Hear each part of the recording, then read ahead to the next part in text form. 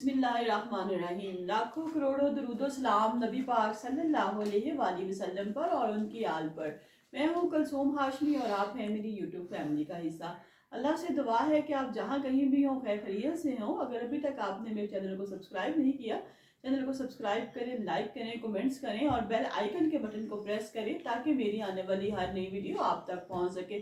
शाम में क्या हुआ, आप सब लोग नाज़रीन जानते हैं कि शाम में क्या हुआ कि 54 साल इक़्तिदार का खात्मा हुआ, डिक्टेटरशिप को अपने अंजाम को पहुंची। बशार असद साहब जो हैं, जो कि अपने फैमिली के साथ वहां से फरार हो गए हैं, बागियों को फतह हासिल हो गई है। लेकिन 54 साल जो नाज़रीन लोगों ने जुल्म बर्दाश्त किए हैं, वो जो स्याह दौर है नाज़रीन, वो ख़त्म हो गया है। 5 लाख से जो जायद लोग हैं वो मारे गए हैं, 13 मिलियन से जो जायद लोग हैं वो बेघर हो चुके हैं। उनका जो निज़ाम है वो तबाह तरीम का हो चुका है।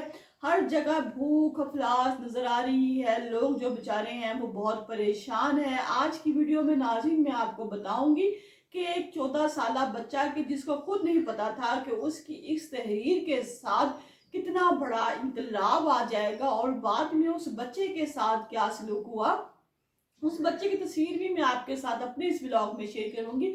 लिहाजा नाज़रीन शुरू से लेके आखिर में तक मेरे इस ब्लॉग में मेरे साथ रहिएगा और देखिएगा कि बाज़ का छोटी सी ऐसी बात जो हम जाने अनजाने में बयान कर देते हैं लेकिन वो कबूलियत की मंजिल को पा चुकी होती है। और इसके पीछे ऐसे कौन से वामिल होते हैं, क्योंकि सब्र जो होता है ना, जो बाज़ का समाया जाता है किसी का भी हो, जो सब्र जब आजमा जाता है तो इन्नल्लाह मअस साबिरीन, बेशक अल्लाह सब्र करने वालों के साथ है। और जो अल्लाह ताला है कहता है कि मेरी जो रस्सी है उसको, ईमान की जो रस्सी, उसको मजबूती से थामी रखो और मुझ पे यकीन रखो, बेशक हर मुश्किल के बाद आसानी है।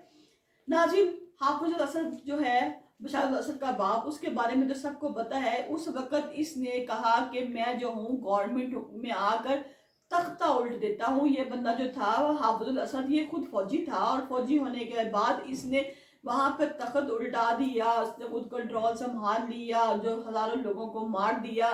क्या कि सिर्फ अपना जो है आजादारी बनाने के लिए अपने आप को इसने कहा कि मैं जो हूँ मैं सुपर पावर हूँ और जो मैं कहूँगा वही होगा। इसके बाद इसने अपोजिशन पे बहुत सख्तियां की है, क्योंकि एक फौजी बंदा था ना, तो इसने अपोजिशन पे भी सख्तियां करनी शुरू कर दी। तमाम जो हुकूमत के काम जब इसने अपने हाथ में लिए तो जाहिर सी बात है फिर अपोजिशन तो उसे तंग आएगी ना, क्योंकि अपोजिशन को तो उसने मलिया मेट करना था। और ये सिलसिला नाज़रीन चलता रहा।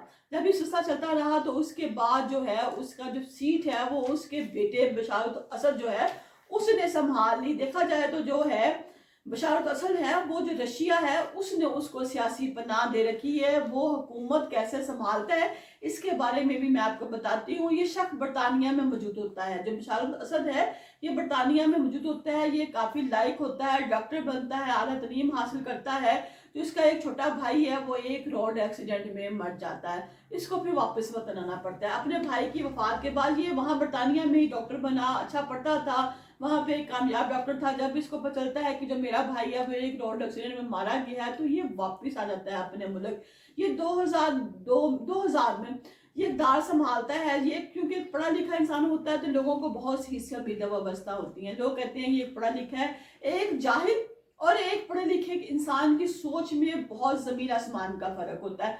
वो बंदा अपने पॉइंट ऑफ व्यू से सोचता है, पढ़ा लिखा बंदा अपने पॉइंट ऑफ व्यू सोचता है। लोगों ने कहा अब ये एक पढ़ा लिखा बंदा, अगर देखा जाए तो इसका बाप भी फौजी था, वो भी पढ़ा लिखा था, लेकिन तालीम के साथ साथ बाज का जो माहौल है वो इंसान को बहुत ज्यादा बदल देता है। लोगों ने कहा कि अब बशार असद आ गया, ये पढ़ा लिखा है, ये डॉक्टर है, तो लिहाजा अब जो है हमारे जो है सुनी गई है, हम जो है वो आसानियां हमारे लिए आ गई हैं। लेकिन जो मामला है वो बिल्कुल इससे उल्ट हो गया। ये जो लोग भलाई चाह रहे थे, भलाई तो क्या दूर की बात, इस बंदे ने जुल्म करना शुरू कर दिया। ये बंदा जालिम बन गया। केमिकल हथियारों से इसने 3 दफा अपने ही बंदों पर हमला करवाया और हमले में बहुत सी औरतें, बच्चे, आदमी मर गए और इस पे जरा भी खुदा का खौफ इसमें ना आया। हजारों लोग मर जाते हैं। अब जो मैंने आपको शुरू में बताया कि एक 14 साल बच्चा था जिसने कि इसका तख्ता उल्टा, 14 साल जो बच्चा है इसका नाम माविया है।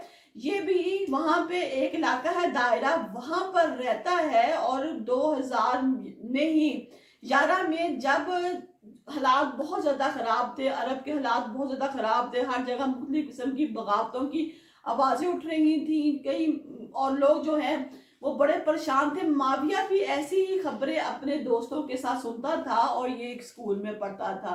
एक दिन ये अपने घर जा रहा है कि रास्ते में इसने स्कूल से एक चाक पकड़ा और चाक के साथ दीवार पे लिख दिया कि डॉक्टर साहब अब तुम्हारी बारी है, यानी कि अब तुम जाने वाले हो।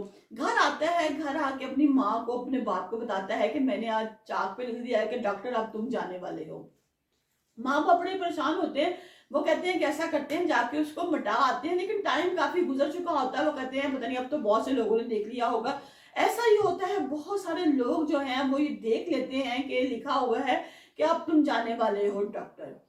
वहां पर जो सियासी लोग हैं, जो आर्मी वाले हैं, जो सिक्योरिटी वाले हैं, वो सब देख लेते हैं और ये बात बशारत असद तक पहुंच जाती है। तो वो कहते हैं कि बच्चों को गिरफ्तार किया जाए। लिहाजा 15 बच्चों को गिरफ्तार किया जाता है कि जो बच्चे ये हरकत कर सकते हैं, उसमें माविया का नाम भी होता है। माविया को भी ले जाते हैं। पेरेंट जो है वो एहतजाज करते हैं, पुरअमन एहतजाज करते हैं, लेकिन उस पुरअमन एहतजाज का भी कोई फायदा नहीं, क्योंकि जहां आपके आगे एक ताकत खड़ी हो और आप एहतजाज कर रहे हो, आप मजबूर हो, तो वहां पर भी आपका एहतजाज किसी काम का नहीं होता। इसी एहतजाज में 2 लोगों की जान में चली जाती है और फिर कई महीनों के बाद जो है इन बच्चों को छोड़ा जाता है। लेकिन ये बच्चे देखने वाले होते हैं कि इन पे इतना जुल्म किया जाता है कि प्लास के जरिए इनके जो नाखून है उनको खींचा जाता है, उनको मारा जाता है कि उनके जिस्म पर सिर्फ हड्डियों का ढांचा होता है, चमड़ी तो कहीं पे नजर नहीं आती। और ये जो बच्चे हैं, ये जो जिंदा वापस आते हैं, इनमें माविया भी होता है जो कि जिंदा सलामत वापस आ जाता है। जब ये जो लोग हैं, जब ये वापस आ जाते हैं, तो उसके बाद वहां पर जो बागी है वो सर उठाना शुरू कर देते हैं। बागी असल में वो लोग हैं जो कि बशार असद के अपने आर्मी के लोग होते हैं, लेकिन बशार असद से तंग आके नाज़रीन ये जो लोग हैं ये बागी बन जाते हैं। और जब ये लोग बागी बनते हैं तो सिर्फ इसमें खाली शाम के लोग नहीं, आसपास के और भी बहुत से लोग शामिल हो जाते हैं, जो कि एक टीम बन जाती है, जो कि एक फौज बन जाते हैं, जो कि बागियों की फौज बन जाते हैं। और इस जो बागियों की फौज को जो है ट्रेनिंग देता है और जो खाना पीना फराहम करता है और तमाम तर जो सहूलियात देता है वो अमेरिका देता है। अमेरिका इनको सब कुछ फराहम करता है, अमेरिका इनकी ट्रेनिंग करता है, अमेरिका ही इनको हथियार भी देता है और कहता है कि ये आप लोग हथियार ले लें। लिहाजा जो बागी हैं वो एक टीम की सूरत में एक में सामने आते हैं। और मैंने आपको बताया कि ये वो बागी हैं जो बशार असद की आर्मी में थे, जिनको बशार असद ने जुल्म किया, और ये लोग जो बाद में है फिर ये लोग बागी बन गए। इस वहां पे शिया सुन्नी फसादात भी अपनी जगह पे बहुत ज्यादा थे और खाना जंगी भी शुरू हो गई थी। लिहाजा मैं अपने बात को क्लोज करते हुए बताती जाऊं आपको कि फिर कुछ दिन पहले आपने देखा कि बशार असद जो है उसका दौर हुकूमत है वो खत्म हो गया है। वो जो खुद बागी हैं उन्होंने कब्जा कर लिया, मार्टों पे कब्जा कर लिया, हर जगह पे कब्जा कर लिया। बशार असद कहते हैं गायब हो गया, वो मिल नहीं रहा, उसका जहाज कहाँ चला गया, शायद वो तबाह हो गया, क्योंकि ये अपनी फैमिली को लेकर भाग चुका था।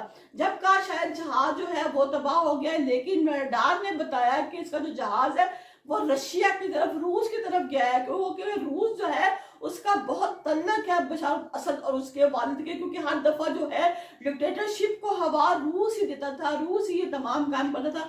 लिहाजा बशार असद को जब सियासी पनाह है वो रूस ने दी है। अब जो बशार असद है वो रूस में है और रूस में ही पनाह ले रहा है। लेकिन यहाँ पे नाज़रीन मैं आपको बताऊं कि उसके जाने के बाद जो अगली हुकूमत आई है वो बागियों की हुकूमत आई है। बागियों ने हर जगह पर कब्जा कर लिया है, जेलों से लाखों लोगों को रहा किया, हजारों नहीं लाखों लोगों को जेलों से रहा किया गया है। और जेल से रहा के बाद बहुत से ऐसे लोग हैं जो वहीं पे मर गए हैं, तो जो औरतें हैं वो अपने प्यारों की कब्रों पे जाती हैं। और बहुत से ऐसे लोग जो वीडियो दिखाते हैं कि दिल चीर जाता है कि एक बहन को जब ये पता था कि उसका भाई बहुत साल पहले मर चुका है, लेकिन जब वो देखता ये है कि बशार असद की जेल से जो लोग फरार हो रहे हैं तो उसमें उसका भाई भी है, तो उस पर बहुत गुजरता है। लेकिन यहाँ पर कह रहे हैं कि अब जो इसराइल है वो जो है वो नमूदार हो रहा है, जो और इसराइल जो है वो ताकत पकड़ रहा है बागियों के साथ मिलके। क्योंकि बागियों में मैंने आपको बताया कि बागियों में सिर्फ शामी लोग शामिल नहीं है, जो शाम के लोग हैं वो शामिल नहीं है, बागियों में और भी बहुत से लोग शामिल हैं और उनके अपने ग्रुप हैं। और आप कह रहे हैं कि इसराइल जो है वो ताकत पकड़ रहा है। अगर इसराइल वहां पर ताकत पकड़ता है नाज़रीन, तो सोचने वाली बात है कि इसराइल जो है वो पाकिस्तान के बहुत खिलाफ है। यहाँ पर भी कोई खाना जंगी की सूरत हो सकती है, क्योंकि जो दुनिया है इस वक्त खाना जंगी की तरफ जा रही है। और वो पाकिस्तान चूंकि एक एटमी हथियार रखता है, एटमी मुल्क है, लेकिन फिर भी जो दुनिया है और जो हालात है मुल्कों के, और पाकिस्तान को सिर्फ धकेल रहे हैं, क्योंकि इसराइल को पाकिस्तान ने कभी भी तस्लीम नहीं किया और ना ही पाकिस्तान जो है वो इसराइल को पसंद करता है। लिहाजा इस वक्त अगर कोई ताकत जोर पकड़ रही है तो वो इसराइल पकड़ रही है, और इसराइल चाहता है कि किसी ना किसी तरीके से पाकिस्तान को भी वो इस जंग में, जो जंग हो रही है, अपने साथ इन्वॉल्व करें। लिहाजा अल्लाह ताला हम सबका हामी और नासर हो, और अल्लाह ताला हमारे मुल्क को अपनी